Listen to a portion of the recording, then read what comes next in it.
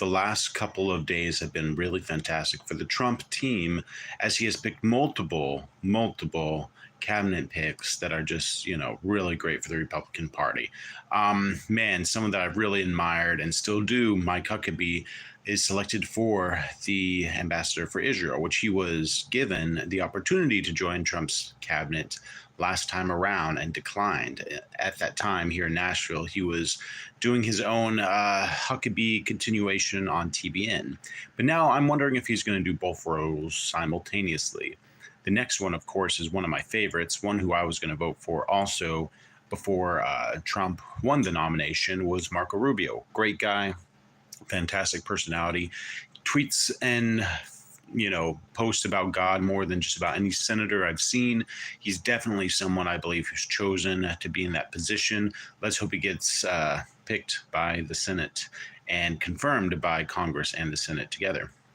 Also, with Republicans now winning the House and the Senate and the presidency, most of the bills and policies from Biden are going to just be gone, and we're going to have insane people kind of out of office, which is fantastic.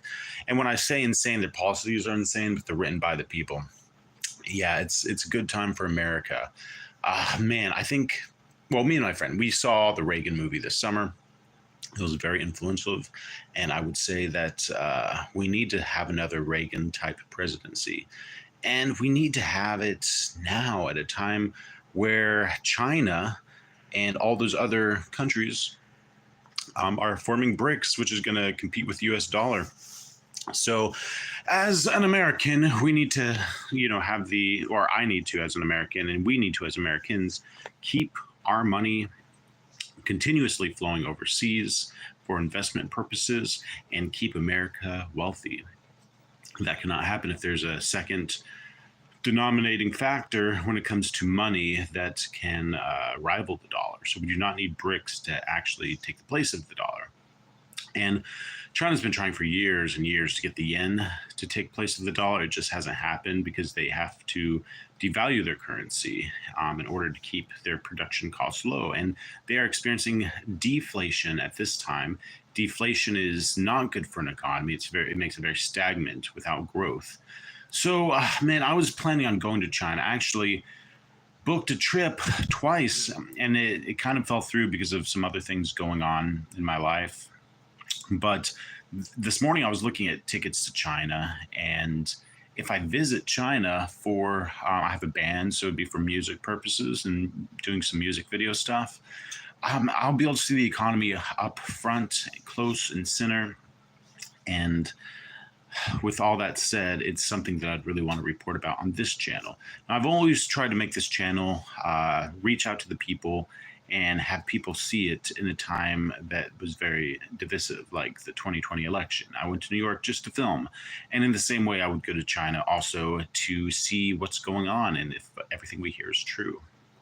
And nextly, we need to talk about how independent journalists are gaining traction and becoming more popular than legacy media, because legacy media has always been the pillar of what truth was, and it used to be what truth was.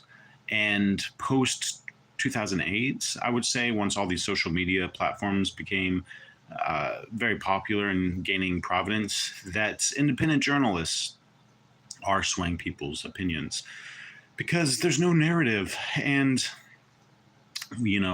I try to just watch brief clips of Good Morning America.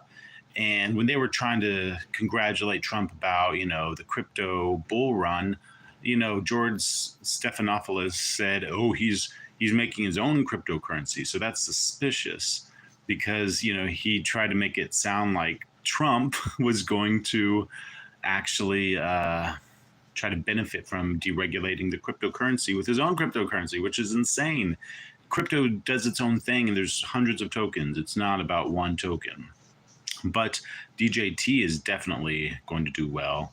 I've sold some Bitcoin, which was really good, and I think that that's going to fund my trip to China. Man, it's just like everything is going as it's supposed to go. You work hard, you keep more of your money. That's the American spirit. It is not the American spirit to not be able to afford a house. And when I was doing maintenance, I made $3,000 a month. And as if making $3,000 a month, you can only afford a $150,000, $2,000 house. And in Nashville, the median house price is $400,000. I think recently it became $430,000. So what this does is it desensitivizes people to work hard and own property. I might have to just, what I'm planning on doing is putting money in the stock market for 10 years and buying a house cash with the gains, because that's the only way to do it these days. Because if you're in a high interest rate, you're spending half of the money that you would be putting into, the actual house is going to interest, and it's insane. No one can afford that. People are forced to afford it. They are forced to sacrifice things that they love, like vacations, and being with the ones that they want to be with and loved ones on holidays. So they have to work and they can't travel because of the Biden economy. And now the Biden economy is going down. We only have 2 months left of it, maybe 2.5. And once Trump's in office and the deregulation starts, we are going to be ahead as a country again. And it's going to be morning in America once again, just like Ronald Reagan says. So if you like this video, please like and subscribe. Man, I really want to reach as many people as possible. I'm not sure if this live stream format is the best way, because when they're uploaded the next day or that night, they don't gain a lot of traction, but pre-recorded videos definitely do not gain traction. So I hope you guys enjoyed, and we'll see you on the next one.